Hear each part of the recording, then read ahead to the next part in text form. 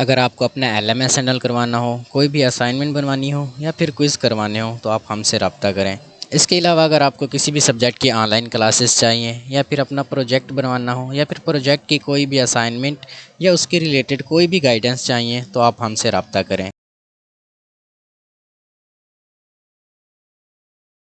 हम lecture number 38 से शुरू करेंगे। लेक्चर नंबर 38 में वो बता रहे हैं कि HTML DOM is much like an XML DOM। ये जो XML DOM थी वो हमने मिड टर्म में पढ़ी थी, तकरीबन लेक्चर नंबर 13 से 15 की तरफ। तो HTML DOM बेसिकली DOM होता है क्या है? DOM होता है हमारे पास डॉक्यूमेंट ऑब्जेक्ट मॉडल। ये एक तरह का जो ट्री हमें दिया हुआ है वही एक DOM होता है। जो भी लैंग्वेज होती है हम उसको स्ट्रक्चर लिख देते हैं ट्री की शक्ल में, या ग्राफिकल रिप्रेजेंटेशन भी आप इसको कह सकते हैं कि हम जिस तरह उनका स्ट्रक्चर बनाते हैं वो एक DOM बन गई है हमारे पास। तो HTML की DOM और XML की DOM दोनों एक तरह से ही होती है। HTML में भी हम टैग्स वगैरह को सिलेक्ट करते हैं, XML में भी हम टैग्स वगैरह को यूज़ करते हैं। HTML में सबसे पहले हमारे पास क्या होगा? सबसे पहले हमारे पास वही HTML का टैग होगा, फिर उसके बाद हमारा हेड वाला टैग आ जाएगा, फिर उस हेड के अंदर हमारे पास टाइटल होता है जो एक वेब पेज पे यहाँ पे लिखा होता है टाइटल। जैसे ये इस हैंड आउट का टाइटल है CS411। उसके बाद आ जाता है हमारे पास बॉडी। बॉडी में हमारे पास डिफरेंट एट्रीब्यूट्स भी होते हैं, टैग्स भी होते हैं, क्लासेस भी हम उन टैग्स को दे सकते हैं, आईडी भी दे सकते हैं उन टैग्स को। जैसे यहाँ पे हमारे पास एक H1 टैग है और उसको हमने क्या दिया है, एक आईडी दी है हेडर की। और यहाँ पे हमारे पास एक पैराग्राफ टैग है, उसको हमने टेक्स्ट भी दिया है। कुछ टैग्स भी हम पैराग्राफ के अंदर भी दे सकते हैं। और एक स्ट्रॉन्ग नाम का हमने एक दूसरे टैग दिया है। स्ट्रॉन्ग नाम का टैग क्या करता है? जो भी चीज़ हमने लिखनी हो वो उसको बोल्ड करके लिख देता है। तो इनको हम क्यों यूज़ करते हैं? तो बेसिकली हमारा जो पिछला टॉपिक था वो जावास्क्रिप्ट और jQuery के मुतालिक था। तो सम ब्राउज़र जो हैं वो CSS को यूज़ करते हैं और कंपैटिबल होते हैं, और सम ब्राउज़र जो होते हैं जावास्क्रिप्ट के लिए कंपैटिबल होते हैं। तो हम एक तरह से CSS यानी उसका जो प्रेजेंटेशन लेयर होती है वो हम CSS के ज़रिए भी यूज़ कर सकते हैं और जावास्क्रिप्ट के ज़रिए भी। बेसिकली हमारे पास 3 लेयर्स होती हैं। एक तो होती है यूज़र लेयर जिसको हम कहते हैं स्ट्रक्चर लेयर, जो HTML के ज़रिए बनती है। दूसरी हमारी CSS के ज़रिए बनती है जिसको हम प्रेजेंटेशन लेयर कहते हैं। और तीसरी लेयर जो हमारी होती है बिहेवियरल लेयर, जिसको हम जावास्क्रिप्ट की मदद से करते हैं। अब हम जो भी HTML का पेज बनाते हैं उसमें हम डिफरेंट टैग्स लिखते हैं, उन टैग्स को हम क्लासेस देते हैं, उन टैग्स को हम IDs भी देखते हैं। और जावास्क्रिप्ट में उन क्लासेस या ID को हम कैसे सेलेक्ट कर सकते हैं? अगर हमने किसी को आईडी से सिलेक्ट करना हो तो हम क्या करेंगे, document dot gate element by ID, यानी उस डॉक्यूमेंट में जो भी एलिमेंट हैं जिनकी आईडी ये बैनर वाली है उन सबको सिलेक्ट करो। इसके आगे फिर हम कोई भी फंक्शन लगा देते हैं। उस फंक्शन की मदद से वो क्या करते हैं, वो कोई जो काम हम फंक्शन के अंदर हमने लिखा होता है वो यहाँ पे आके वो करवा देते हैं। बेसिकली हम आईडी या क्लासेस को CSS के ज़रिए भी हम सिलेक्ट कर सकते हैं। ये हमारे पास सिलेक्टर होते हैं। सिलेक्टर हमारे 3 तरह के होते हैं। एक होते हैं आईडी सिलेक्टर, दूसरे होते हैं HTML tag selector, element selector जिनको हम टैग सिलेक्टर भी कहते हैं, तीसरा होते हैं क्लास सिलेक्टर। जो आईडी सिलेक्टर होते हैं हम उनको कोई भी टैग को हम आईडी देते हैं। इसी तरह आईडी और क्लास में ये फ़र्क है कि जब हम किसी क्लास को सिलेक्ट करते हैं तो उससे पहले डॉट लगाते हैं, और जब हम किसी आईडी को सिलेक्ट करते हैं उससे पहले हम शार्प का साइन लगाते हैं। और ये जो टैग्स होते हैं हमारे पास या एलिमेंट सेलेक्टर, बेसिकली उसी एलिमेंट को हम जो भी यूज़ कर रहे थे उसी एलिमेंट को वो पूरे का पूरा सिलेक्ट कर देता है। टू सिलेक्ट ए टैग्स, ये हमारे पास ए टैग्स जो होते हैं एंकर टैग कहलाते हैं। इन ए टैग्स के अंदर हमारी लिंक्स पड़ी होती हैं। क्लास नैव बटन, यानी बटन के ऊपर जो भी टैग्स होते हैं वो टैग्स ए होते हैं, और ए टैग्स को हम सिलेक्ट कर सकते हैं। वो किस तरह हमने सेलेक्ट करने होते हैं? अगर उसके ऊपर हमने बैनर नाम की कोई आईडी लगाई है तो हम बैनर को फैच कर सकते हैं। अगर बैनर नाम की कोई क्लास लगाई है तो jQuery में या जावास्क्रिप्ट में हम डॉलर का साइन यूज़ करते हैं, और ब्रैकेट के अंदर क्या करते हैं, हम शार्प का साइन लगा के एक बैनर लिख लेते हैं कि ये क्या करेगा, ये जो टैग होगा कि जो जिस टैग का भी आईडी हमारी क्या होगी या सिलेक्ट क्लास हमारी क्या होगी, बैनर होगी, तो वो बैनर को सिलेक्ट करेगा। तो जावास्क्रिप्ट के अंदर भी हम इस तरह कर सकते हैं। अगर हमने हेडिंग को सिलेक्ट करना है तो हम यहाँ से हेड H1 यूज़ करेंगे। अगर H2 बनी हुई है हमारे पास तो H2 भी हम इस तरह सेलेक्ट करेंगे। ये हमारे पास एक MCQ आ सकता है कि HTML is a jQuery helper function, तो यहाँ पे वो देंगे कि dash is a jQuery helper function. JavaScript भी दे सकते हैं, CSS भी दे सकते हैं, PHP भी दे सकते हैं। तो आपने वहाँ पे HTML को सिलेक्ट करना है। ये वही सिलेक्टर है जो मैंने ऊपर आपको बताया कि 3 तरह के सिलेक्टर होते हैं, ID सिलेक्टर, एलिमेंट सिलेक्टर और क्लास सिलेक्टर्स। यहाँ पे हम वो दिखा रहे हैं कि हम किस तरह से सिलेक्ट कर सकते हैं एलिमेंट्स को।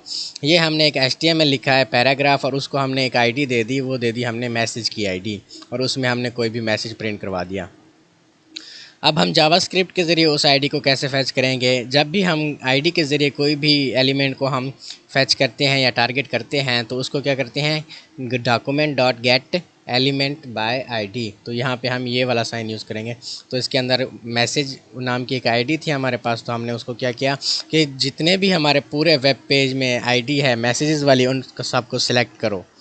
और ये काम अगर हम jQuery में करना चाहें तो इस तरह से हम कर सकते हैं कि वैर एक वेरिएबल बना दिया मैसेज पैराग्राफ मैसेज, और उसके अंदर एक डॉलर का साइन यूज़ कर लिया और उस आईडी को क्या कर लिया हमने, उस आईडी को सिलेक्ट कर लिया यहाँ से। इस तरह हम अगर किसी लिंक्स को सिलेक्ट करना चाहें तो जावास्क्रिप्ट में हम किसी लिंक को उसके टैग नेम के साथ सिलेक्ट कर सकते हैं। लिंक जो भी होती हैं वो एक टैग के साथ हमारे स्टार्ट होती हैं। तो जब हमने उसको लिंक को सिलेक्ट करना चाहा तो वो टैग नेम हम उसका देंगे document dot gate element by tag name, और उस टैग के अंदर हमने अगर उसको लिंक के तौर पे सिलेक्ट किया है तो ए लगा देंगे उसके अंदर। यही काम हम jQuery में इस तरह कर सकते हैं कि एक हम डॉलर का साइन देते हैं और उसके अंदर वो क्या कर सकते हैं, वही टैग हम इसमें लगा सकते हैं। ये हम jQuery में एक क्लास ले रहे हैं, क्लास कौन सी हमारी सब मेन्यू, उसके अंदर हम एक फ़ंक्शन लगा रहे हैं डॉट हाइड। जब ये डॉट हाइड उसको लगा रहे हैं तो वो जो भी सब मेन्यू के अंदर आइटम्स होंगे वो क्या करेंगे, हाइड हो जाएंगे। एडवांस सेलेक्टर हमारे पास क्या होते हैं? एडवांस सेलेक्टर भी हमारे पास 3 तरह के होते हैं। एक होता है हमारा डिसेंडेंट सेलेक्टर, दूसरा होता है हमारा चाइल्ड सेलेक्टर और तीसरा होता है एडजेसेंट सिबलिंग्स। डिसेंडेंट सेलेक्टर क्या होता है, हम सबसे पहले वही क्लास उसकी दे देते हैं कि कौन सी क्लास हमने सेलेक्ट करनी है और उस क्लास के अंदर कौन सा टैग हमने सेलेक्ट करना है। अब हमारी जो HTML का पेज होगा उसमें क्लास होगी नेव बार, और उस नेव बार के अंदर हमारे जितने भी ए टैग्स होंगे इस डिसेंडेंट सेलेक्टर के ज़रिए वो सारे टैग हमने उसको सिलेक्ट करवा लिए हैं। इसके बाद होते हैं चाइल्ड सेलेक्टर्स। चाइल्ड सेलेक्टर्स के अंदर हम क्या करते हैं, एक पूरी बॉडी से हम HTML को दे देते हैं कि आपने एक पूरी बॉडी से जो भी हमारी ये वाला डेटा है ये बॉडी के अंदर है, तो इस बॉडी के अंदर जो भी हमारे पास पैराग्राफ होंगे यानी P टैग वाले एलिमेंट होंगे उनको आपने क्या करना है, सिलेक्ट करना है। ये हमारे पास आ जाता है चाइल्ड सेलेक्टर। तीसरा आ जाता है हमारे पास एडजेसेंट सिबलिंग्स। ये इसके लिए हम क्या करते हैं, प्लस का साइन यूज़ करते हैं। अगर आप प्लस नहीं भी लगाना चाहते तो आप इसमें प्लस नहीं भी लगा सकते हैं। अब एडजेसेंट सिबलिंग क्या होते हैं, उसके अंदर हम सबसे पहले तो एक जो टारगेट टैग होता है हम वही सिलेक्ट करते हैं। हम यहाँ पे सिलेक्ट कर रहे हैं H2 को टारगेट कर रहे हैं और प्लस का साइन यूज़ करके हम उसके अंदर ले रहे हैं कि H2 के अंदर जितने भी डेव हैं उन डेव को आपने क्या करना है, सिलेक्ट करना है। अब एट्रीब्यूट सेलेक्टर भी हमारे पास हो सकते हैं, डिफरेंट तरह के एट्रीब्यूट्स हम उनको दे सकते हैं।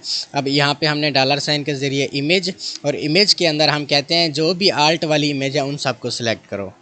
यहाँ पे हमने एक इनपुट फंक्शन को यानी इनपुट क्लास को या इनपुट टैग को हमने यहाँ पे फैच किया हुआ है। हमने कहा है कि वो वाले इनपुट सेलेक्ट करो जिनका टाइप क्या हो, टेक्स्ट वाला हो।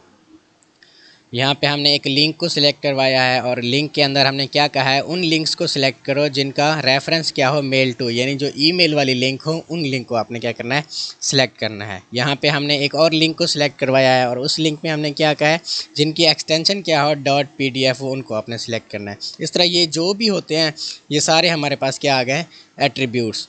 एट्रीब्यूट्स में हम क्या कर सकते हैं, हम कोई भी टेबल ले सकते हैं, उस टेबल के हम फर्स्ट रो भी सिलेक्ट कर सकते हैं, लास्ट रो सिलेक्ट कर सकते हैं। उसमें नॉट एक तरह का फंक्शन होता है, नॉट यानी एंकर टैग, और वो वाले एंकर टैग आपने यूज़ करने हैं जो नॉट डॉट नेव बटन, यानी नेव बटन के अंदर कोई भी एंकर टैग जो नहीं है उनको आपने सिलेक्ट करना है। जिस पे लिंक लगी हुई है वो सिलेक्ट नहीं करना आपने। इस तरह आप हमारा जो होता है हैज़ होता है, हैज़ क्या होता है कि LI यानी लिस्ट आइटम, और लिस्ट आइटम के अंदर जितने भी ए टैग्स हैं आपने उनको क्या करना है, सिलेक्ट करना है। बेसिकली जिनको HTML और CSS आती है उनको तो ये बात समझ आ रही होगी, और जिनको नहीं भी आती उनको भी थोड़ी सी समझ आ रही होगी कि ये जो जो लिखा हुआ है हम उनमें क्या क्या सिलेक्ट कर सकते हैं। पहला पहला जो हो गया, हमने उसको ले लिया सिलेक्टर, और उस सिलेक्टर के अंदर एक हमारा होता है सब सिलेक्टर, यानी इस पेज के या इस सिलेक्टर के अंदर या इस टैग के अंदर हमने क्या चीज़ सिलेक्ट करनी है। यहाँ पे हम डिफरेंट तरह के, यहाँ पे एक क्लिक मी, यानी जो भी एंकर टैग के अंदर जो भी फंक्शन क्लिक मी वाला हो, आपने क्या करना है, उसको सिलेक्ट करना है।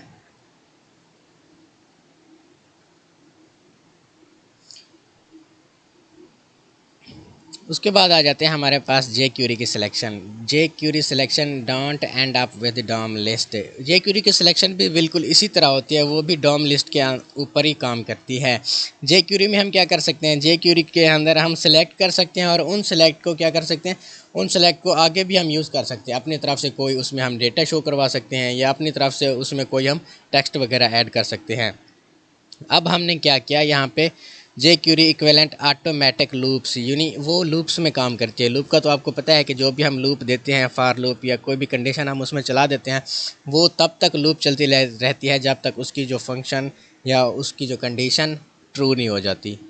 तो यहाँ पे हमने एक इमेज का स्लाइड शो बनाया है और उसको क्या कर दिया है, डॉट हाइड कर दिया है। तो ये डॉट हाइड वाला हमने यहाँ पे फंक्शन चूज़ किया है। यहाँ पे हमने इमेज कौन सा सिलेक्ट की है, इमेज हमने वो सिलेक्ट की है जिनकी क्या हो आईडी, जिनकी क्या हो स्लाइड शो। वो वाला इमेज को क्या कर दो आपने, हमने कहा हाइड कर दो। यहाँ पे हम चेनिंग फंक्शन पे यूज़ कर सकते हैं। चेनिंग फंक्शन क्या होता है, चेनिंग फंक्शन जिस तरह हमने कल CSS की थी कि उसको हमने सेलेक्ट किया था और उसके अंदर हमने डिफरेंट तरह के फ़ॉन्ट्स वगैरह डिक्लेयर करवाए थे, इस तरह चेनिंग फंक्शन भी यही होते हैं। यहाँ पे हमने कहा है कि एक पॉप अप वाली आपने क्या करनी है, आईडी को सिलेक्ट करना है, एक टैग होगा और उसकी आईडी होगी पॉप अप। पॉप अप क्या मतलब होता है, जिस तरह हमारा कल अलर्ट वाला फंक्शन आया था, इस तरह का हमारे पास पॉप अप शो होते हैं। तो हमने क्या किया, उस पॉप अप की जो विड्थ कर दो वो 300 कर दो और हाइट कर दो वो 300 पिक्सल कर दो, यानी एक तरह से हमारे पास वो पॉप अप एक डब्बे की शक्ल में आएगा। यहाँ पे हमने फिर एक पॉपअप को सिलेक्ट किया और उसकी हमने हाइट विड्थ तो वही रखी, उसके अंदर हमने एक टैग, एक टेक्स्ट भी हमने ऐड कर दिया कि उस पॉपअप के अंदर क्या आना चाहिए, उस पॉपअप के अंदर हमारा आना चाहिए हाई वाला टैग। उसको फेड इन भी करवा सकते हैं। फेड इन क्या मतलब होगा, यानी वो ऊपर से नीचे आने में कितना टाइम लेगा। यहाँ पे 1000 का मतलब है वो 1 सेकेंड लेगा। ये हमारा टाइम जो होता है ये मिली सेकेंड्स में होता है। उसके बाद होते हैं take this example dot HTML। अगर हम HTML की फॉर्म में ये वाली एग्जाम्पल लें तो ये बेसिकली जो सारे का सारा ये डेटा लिखा हुआ है वो मैं आपको यहाँ पे समझाता हूँ। यहाँ पे हमने बेसिकली एक डिव बनाया जिसको एक आईडी दे दी हमने कंटेनर की, और दूसरा एक डिव के अंदर दूसरा हमने डिव बनाया, उसको हमने आईडी दे दी एक एरर की, और उसके अंदर एक हमने हेडिंग बना दी H2 और उसको में अंदर हमने एक टेक्स्ट पास करवा दिया एरर्स का। यहाँ पे हमने सबसे पहले उस एरर वाली आईडी के अंदर, यानी ये वाली जो हमारे पास आईडी है, एक अलर्ट डॉट HTML का फंक्शन यूज़ करवा दिया कि कोई भी अगर इस आईडी पे यानी इस डिव पे या इस एरर पे क्लिक करे तो हमारे पास अलर्ट आ जाए। और उसके अंदर फिर उस आईडी को सिलेक्ट किया और फिर dot H T M L के अंदर एक हमने पैराग्राफ लगाया कि there are 4 errors in this form. ये हमारा जो कोड है ये वाला क्या काम करेगा, वो इस एरर को हटा देगा, इस एरर की जगह हमें क्या यूज़ या शो करवाएगा, ये वाला पैराग्राफ। और ये H2 हेडिंग जो होती है नो एरर, वो पूरी H2 को डिलीट करवा देगी। ये वाला जो होगा H2 को यूज़ करेगा, यानी ये वाले फ़ॉन्ट साइज़ हमारे पास ज़रा बड़े आएंगे, लेकिन ये वाला जो टेक्स्ट होगा वो इसकी जगह एज ए पैराग्राफ यूज़ होगा। और उसको हम अपेंड भी करवा सकते हैं। अपेंड का क्या मतलब होता है कि उसके आगे हमने लिखवाना है। अगर हम ये वाला टेक्स्ट क्या करेगा, अब इसी टैग के अंदर इस कॉलन के बाद ये वाला हमारे पास टैग यूज़ होगा अपेंड वाला, कि आपने उसके आगे ये वाला डेटा लिखना है। और प्री अपेंड का क्या मतलब होता है कि उससे पहले आपने ये वाला डेटा लिखना है। अब अपेंड में कॉलन के बाद हमारे पास ये डेटा शो होगा H2 में, और प्री अपेंड में हमें कॉलम से पहले डेटा शो होगा। उसके बाद होता है हमारे पास आफ्टर और बिफोर वाला टैग। आफ्टर वाला टैग हमारे पास क्या होगा, H2 हेडिंग से पहले जो होगा हमारे पास वो होगा बिफोर वाला टैग, और H2 के बाद जो होगा वो हमारा होगा आफ्टर वाला टैग। इस तरह हम उसको रिमूव भी करवा सकते हैं कि पॉपअप वाली जो भी विंडो हो हम उसको क्या करवा दें, उसको रिमूव करवा दें।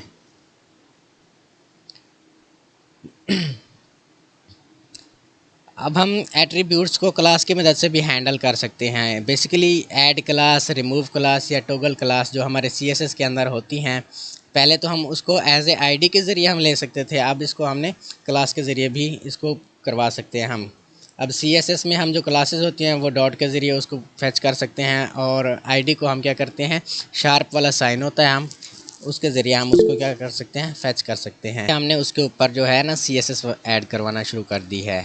अगर वो किसी क्लास के ऊपर हमने CSS ऐड करवानी है तो ऐड क्लास वाला फंक्शन हम यूज़ करेंगे। अगर किसी एट्रीब्यूट के अंदर हमने CSS ऐड करवानी है तो एट्रीब्यूट हमारे पास क्या होते हैं, यही जो टैग्स वगैरह होते हैं इनके अंदर जो आईडी वगैरह होती हैं वो हमारी क्या होती हैं, एट्रीब्यूट्स।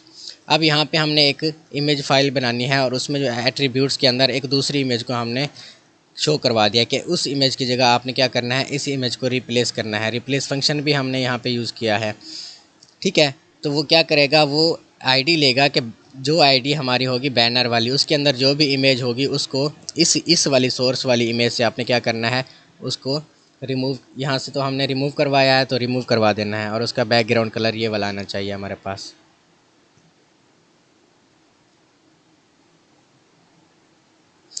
अब आ जाते हैं इवेंट्स। इवेंट्स कल क्या, इससे पहले भी हमने पढ़ा था। इवेंट हमारे पास क्या होते हैं, हमारे पास ये माउस मूव है, ये इवेंट है। क्लिक जो भी हम चीज़ करते हैं वो इवेंट है। माउस को अप डाउन करते हैं वो हमारे पास इवेंट है। विंडो को क्लोज करते हैं, मिनिमाइज़ करते हैं, ये हमारे पास इवेंट है। डबल क्लिक करते हैं वो हमारे पास इवेंट है। ये कुछ भी हम जो करते हैं एक विंडो पे वो हमारे पास क्या है, वो इवेंट है। जब इसको स्क्रॉल करते हैं ये हमारे पास इवेंट है। इसको रीसाइज़ करते हैं ये हमारे पास इवेंट है, या इसको रिफ़्रेश करते हैं ये हमारे पास इवेंट है। जब कोई बटन पे हम इवेंट डिक्लेयर करवा देते हैं, बटन पे क्या करते हैं कि एक सबमिट वाला बटन बना दिया, रीसेट वाला बटन बना दिया, लॉगिन वाला बटन बना दिया, साइन अप वाला बटन बना दिया, ये सारे क्या है, इवेंट है। यानी कोई भी की को हम मूव करवाएंगे या की को प्रेस करेंगे वो हमारे पास क्या आ जाएंगी, इवेंट आ जाएगी। कल हमने जो अलर्ट वाला बटन बनाया था बेसिकली वो हमारे पास एक इवेंट था कि हमने क्या करना है, एक बटन पे हमने उस पर क्लिक करना है तो हमारे पास एक ऊपर से अलर्ट आ जाना चाहिए, वो हमारे पास ये सारे इवेंट थे। तो jQuery में हमारे पास मल्टी इवेंट्स होते हैं, यानी कई तरह के इवेंट्स होते हैं। उनमें क्लिक वाला इवेंट हो गया, डबल क्लिक वाला इवेंट हो गया, माउस डाउन, माउस अप। ये क्या करेंगे, अब क्लिक वाला इवेंट वहाँ पे यूज़ होगा कि जब हम किसी बटन पे क्लिक करेंगे तो ऊपर से हमारे पास एक पॉपअप शो होगा या अलर्ट शो होगा। फिर होगा डबल क्लिक, जब किसी टेक्स्ट पे या किसी बटन पे हम डबल क्लिक करेंगे तो हमारे पास क्या होगा, बस देखिए यहाँ पे मैंने डबल क्लिक किया तो यहाँ से ये एक तरह के इवेंट आ गया कि डबल क्लिक के बाद आपने क्या करना है, ये वाला फंक्शन उसने डिक्लेयर करवा देना है। जब मैं किसी को सबमिट करवाता हूँ तो वो सबमिट करवाएगा डेटे को, और जब मैं रीसेट करवाता हूँ तो वो डेटा हमारे पास क्या करेगा, रीसेट करवाएगा।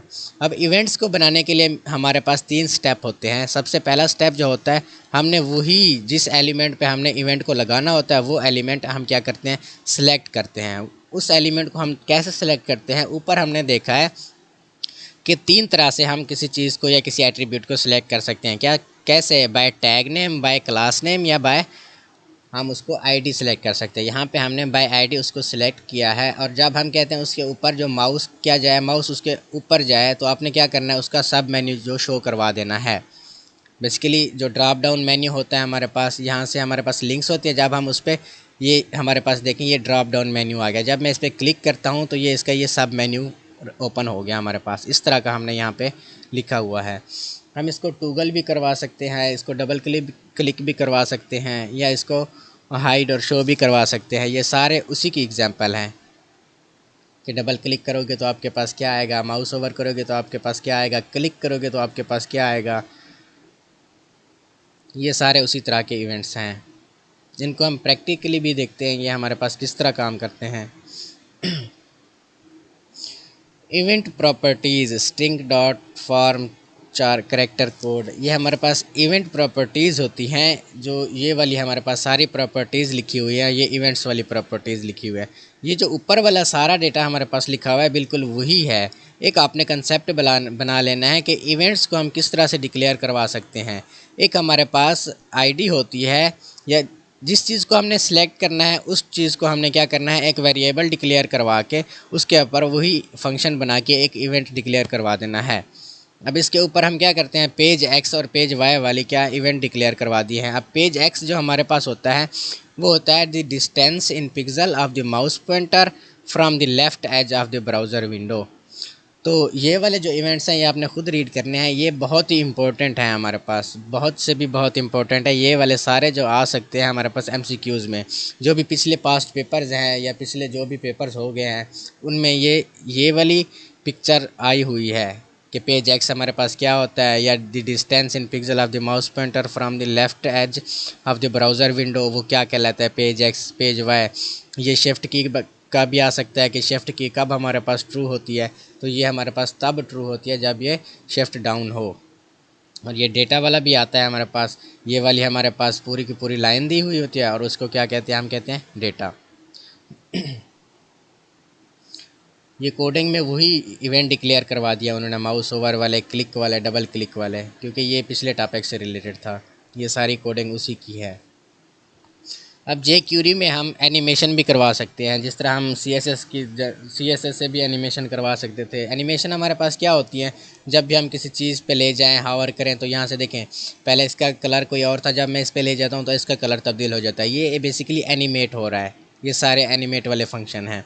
तो इस तरह के हम एनिमेशन भी करवा सकते हैं, हम स्लाइड अप स्लाइड डाउन भी करवा सकते हैं। जो इन्होंने यहाँ पे एग्जांपल यूज़ की है वो एक तरह से एक ऊपर लॉगिन लिखा हुआ है बटन बना के, जब वो उस पर क्लिक करते हैं तो हमारे पास वो लॉगिन वाला जो है इंटरफेस वो ओपन हो जाता है। ये एनिमेशन उन्हें लॉगिन स्लाइडर के तौर पे बनाई हुई है।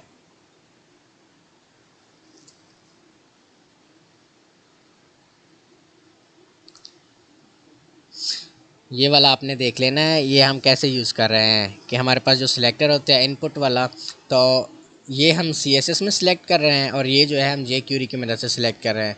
और इनका मतलब क्या होता है, कॉलन इनपुट का मतलब होता है कि वो वाले सारे इनपुट ले लो जो भी बॉडी में हैं, सारे इनपुट ले लो। टेक्स्ट का क्या मतलब होता है, सिलेक्ट ऑल टेक्स्ट फील्ड। हमारे पास जो टेक्स्ट फील्ड होती हैं वो इनपुट फील्ड होती है, उनको सिलेक्ट करो। ये पासवर्ड का मतलब है कि पासवर्ड वाली सारी फील्ड लो। रेडियो का मतलब है कि जो रेडियो बटन्स हमारे पास यूज़ होंगे वो लो। चेक बॉक्स बटन हमारे पास होंगे वो लो। सबमिट वाला बटन है, जो सब सबमिट वाले बटन हैं वो लो। अगर किसी एक सबमिट वाले बटन को हमने लेना होता, सिलेक्ट करना होता, तो उसकी क्या करते हैं हम, आईडी या उसके एलिमेंट से या उसकी क्लास से हम उसको सबमिट करवाना चाहते हैं या उसको सिलेक्ट करवाना चाहते हैं। लेकिन यहाँ पे क्या लिया है हमने, सारे के सारे जो भी बॉडी के अंदर टेक्स्ट है, पासवर्ड है, रेडियो है, चेक बॉक्स है, इमेज है, सबको हमने क्या किया है, यहाँ पे सिलेक्ट किया है। ये हर किसी को आइडिया होता है जो HTML और CSS के साथ काम करता है, उनको ये पता चल जाता है कि क्या चीज़ हमारे पास सिलेक्ट हो रही है, क्या चीज़ नहीं। जो jQuery है वो CSS ही है, आप ऐसा समझ लें, लेकिन वो जावास्क्रिप्ट से मिलकर बनती है, तो इसलिए उसको jQuery कहते हैं।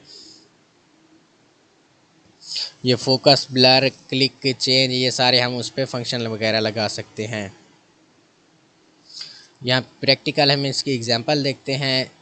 ये वाला जो है मैंने इसकी हेडिंग बनाई है और इस हेडिंग के अंदर मैंने क्या किया है, VUBWN मैंने यहाँ पे शो करवा दिया है। जब मैं इसको रन करवाता हूँ तो हमारे पास ये आ जाएगा VUBWN। मैंने उसको कलर रेड करवा दिया है और उसका जो बॉर्डर हमने दे दिया है, ब्लैक, और जो उसकी विड्थ हाइट हमने दी है, हाइट हमने ये 320 पिक्सल है शायद।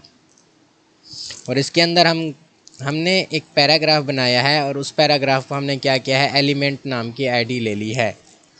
अब हमने इस एलिमेंट को सिलेक्ट करना है कि इसको हम सिलेक्ट करने कैसे करेंगे। जब हम जावास्क्रिप्ट की मदद से इसको सिलेक्ट करेंगे तो हमारे पास ये आ जाएगा,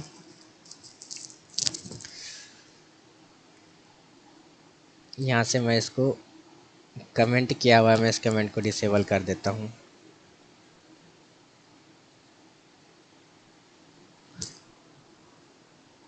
जब हम जावास्क्रिप्ट की मदद से इस एलिमेंट को फैच करेंगे तो हम, क्योंकि इसको आईडी की मदद से ले रहे हैं, तो हमने क्या लिखा है, गेट एलिमेंट बाय आईडी, और एलिमेंट का उसमें हमने आईडी पुट करवा दी और उसमें हमने क्या किया कि डॉट इनर टेक्स्ट ले, यानी उस जो भी है उसके अंदर आपने क्या करवाना है, ये वाला टेक्स्ट पुट करवाना है। और उस टेक्स्ट को क्या किया हमने कहा है 2 सेकंड के बाद, ये हमने उसका टाइम दे दिया कि कितने टाइम के बाद वो टेक्स्ट हमारा वहाँ पे आना चाहिए। जब मैंने यही कर दिया तो ये देखिए, जब मैं इसको रिफ़्रेश करूँगा ये 2 सेकंड के बाद ये आ जाएगा फिर हमारा टेक्स्ट।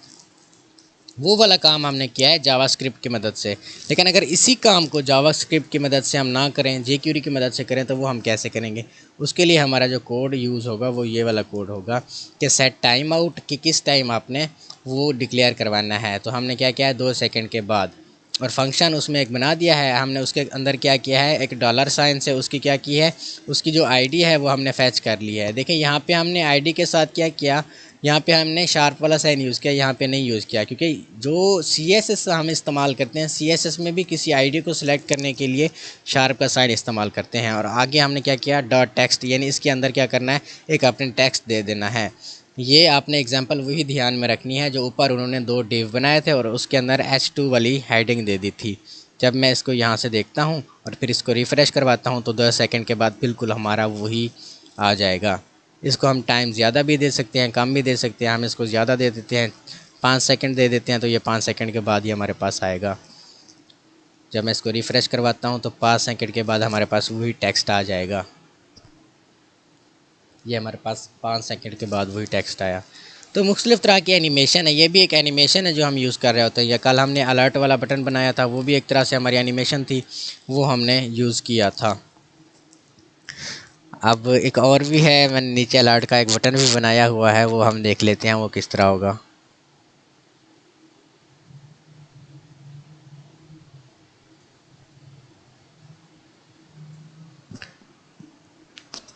तो ये देखें, ये मैंने एक बटन बनाया और इस बटन के अंदर मैंने एक आईडी भी दे दी, इसके अंदर मैंने एक क्लास भी दे दी और उसको क्या किया, अलर्ट बटन के नाम से उसको शो करवा दिया। और उसके अंदर मैंने एक जे क्यूरी मैंने ऐड कर दी कि जब भी डॉक्यूमेंट, जो भी डॉक्यूमेंट में है, रेडी करो और फंक्शन को, और जब उसके अंदर जो हमारी आईडी होगी, क्या होगी, बटन वाली, उसको जब क्लिक किया जाए उसके अंदर एक फ़ंक्शन हो, अलर्ट वाला फंक्शन, यानी उसके फिर अलर्ट आ जाए तो अलर्ट में आपने क्या लिखना है, हेलो वर्ड और एक \n, यानी न्यू लाइन में आपने लिखना है वेलकम टू VUBWN। तो जब भी हम उस अलर्ट वाले फंक्शन यानी उस बटन पे क्लिक करेंगे तो हमारे पास वही एक अलर्ट आ जाएगा। ये देखें, तो इस कोड की मदद से हम एक बटन पे भी अलर्ट वगैरह लगा सकते हैं।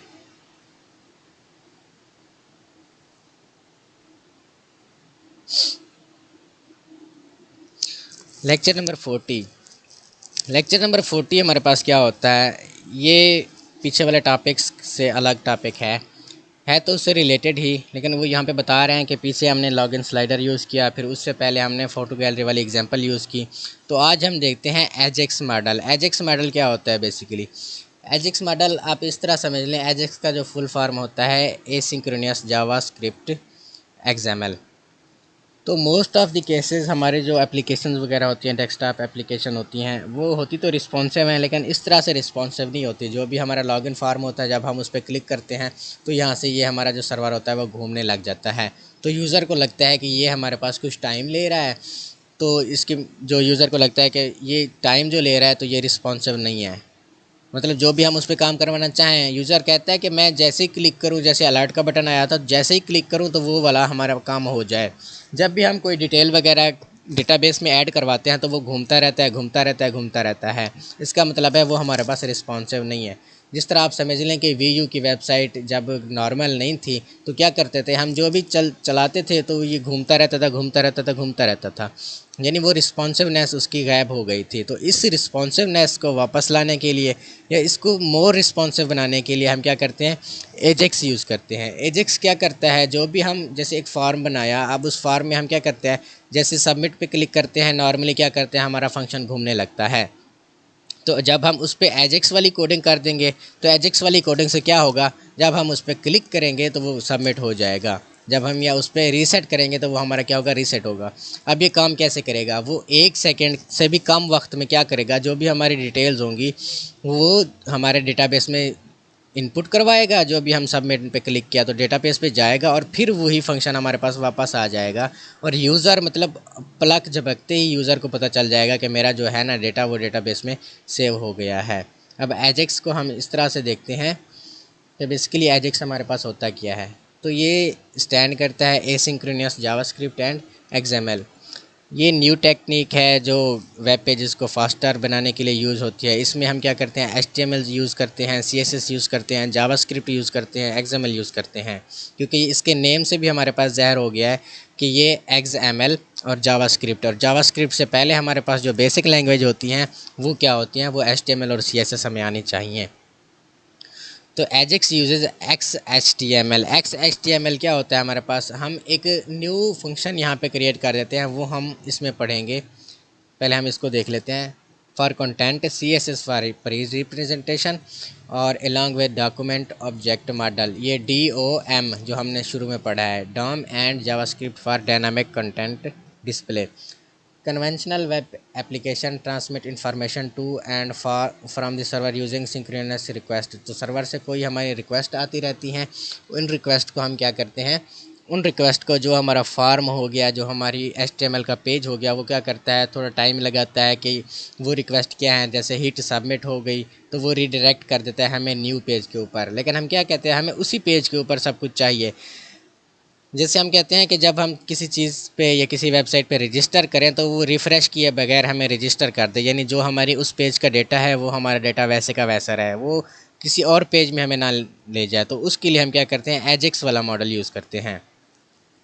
With AJAX when you hit submit, JavaScript will make a request to the server. JavaScript वो सर्वर से रिक्वेस्ट करेगी, interrupt the results and update the current screen. तो वो करंट स्क्रीन को क्या कर देगी, अपडेट कर देगी।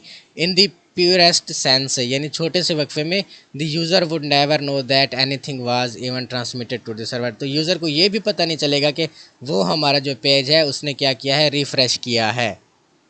XML is commonly used as a format for receiving server. तो XML तो हमें पता है, जो हमने मिड टर्म में पढ़ा था। AJAX is a web browser technology independent of web server software. तो ये एक वेब ब्राउज़र, यानी इसकी जो कोडिंग होती है वो ब्राउज़र के ऊपर यूज़ होती है। मोस्टली जो होते हैं अब वाले ब्राउज़र हैं वो एजेक्स मॉडल यूज़ करते हैं। Data driven as opposed to page driven. इससे हमें पता चल गया कि एजेक्स हमारे पास क्या होता है। तो यही चीज़ इन्होंने लिखी हुई है कि वेब पेज से पहले कोई क्लाइंट आएगा, रिक्वेस्ट करेगा, फिर डेटाबेस हमारा उसको रिस्पांस देगा, फिर वो कोई और चीज़ रिक्वेस्ट करेगा, फिर वो और रिस्पांस और देगा। यानी पहले कोई क्वेश्चन करता है, फिर उसका आंसर, फिर क्वेश्चन, फिर उसका आंसर। तो ये एजेक्स मॉडल क्या करेगा, जब वो एक ही रिक्वेस्ट देगा उसमें वो सभी आंसर दे देगा कि आपके ये जवाबात हैं। जावास्क्रिप्ट जो होती है वो हमारी सर्वर साइड प्रोग्रामिंग लैंग्वेज होती है, और ऑल वर्क टुगेदर।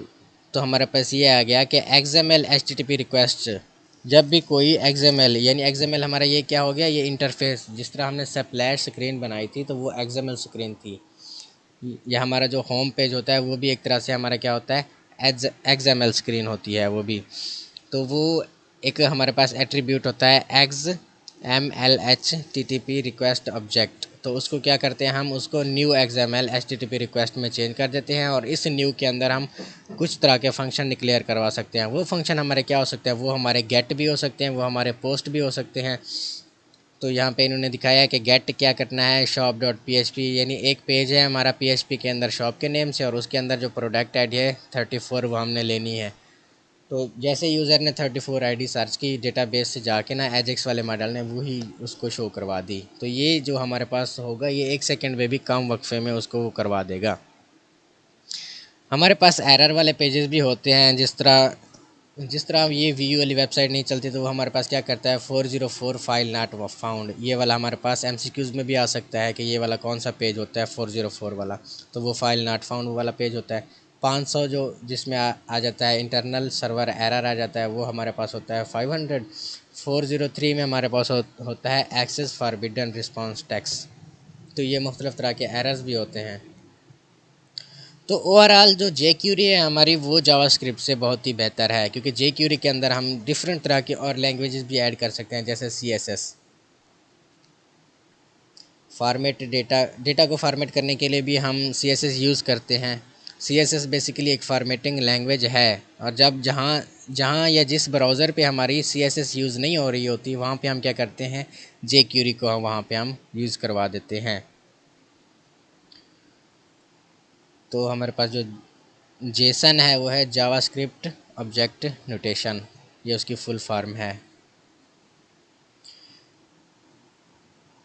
ये वाला एजेक्स का मॉडल हो गया। ये जो रिक्वेस्ट रिस्पॉन्स ये 1 सेकंड से भी कम अरसे में वो हमारा वेब पेज से डेटाबेस में जाएगा। वो रिक्वेस्ट रिस्पॉन्स वो खुद से मैनेज कर लेंगे, और यूज़र को जो चाहिए होगा वो उसको दे देंगे।